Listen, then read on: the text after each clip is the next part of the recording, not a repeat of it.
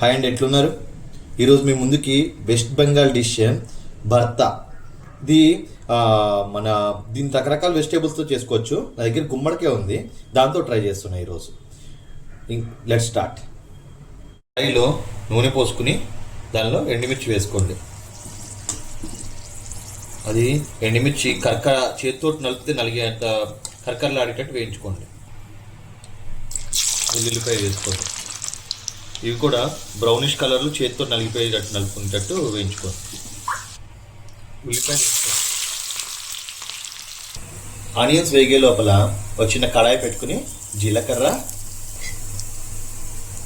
Pumpkin ముక్కలు, onions వేసుకోండి. దీనిలో కొత్తిమీర కూడా జల్లుకోండి. ఇప్పుడు బాగా స్మాష్ చేసుకోండి. చేతితోటే నలుపుకోవాలి వీటికి, అప్పుడే అందము. స్మాష్ చేసిన దానిలో ఇలా ఉప్పు కూడా వేసుకోండి.